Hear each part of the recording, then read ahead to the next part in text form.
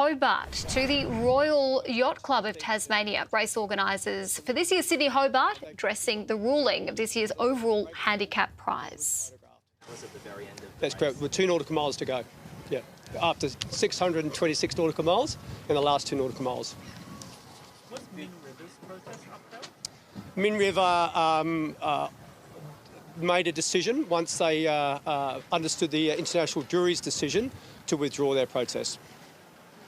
Is it disappointing to see an outcome like this, a rule that's perhaps very clear to be broken in this way? Well, I think you'll speak to the Leon team. I'm sure for them it's very disappointing, and I completely empathise as well. I'm not sure I would describe it as disappointing. The rules are the rules, and as I've described before this race, you want to make it safe, you want to maximise participation, you want to make it fast, but it has to be fair. So yes, it is disappointing that the result, especially for BNC Leon, but in reality it's actually fair, and that then these rules have been applied fairly. But obviously great news for Min River. What can you say about sort of the race they put in and how they must be feeling now? Yeah, look, I think Min River's going to speak to you shortly. Naturally they're very excited. They probably wouldn't have wanted to win this way, but the reality is it's a very fair outcome and result. You'll speak to both BNC Leon and also you'll speak to the Min River team. I'm incredibly proud of both those crews.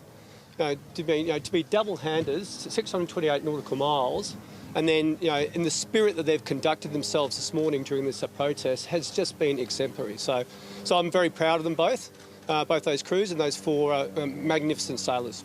How did you determine the 1 hour time penalty? What goes into calculating that? The international jury's got a formula to work that through, and in this case it's a discretionary penalty. So the discretionary penalty was applied of 1 hour plus the additional 5 minutes. John, can you just talk me through how the protest actually happened with Min River, withdrawing theirs, and then the protest came from the race authorities?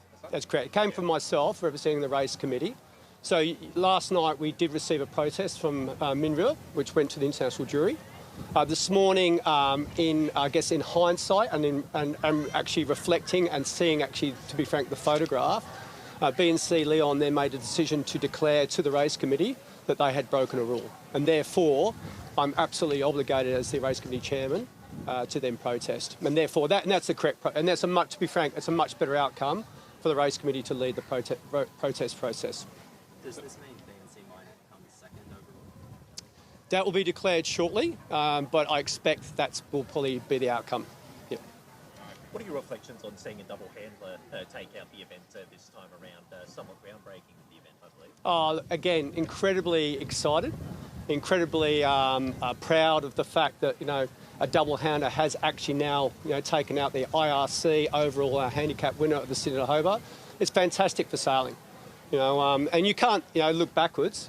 The double handers now are just part of this race, and they bring so much. So for them to actually take overall prize, I think is an outstanding outcome.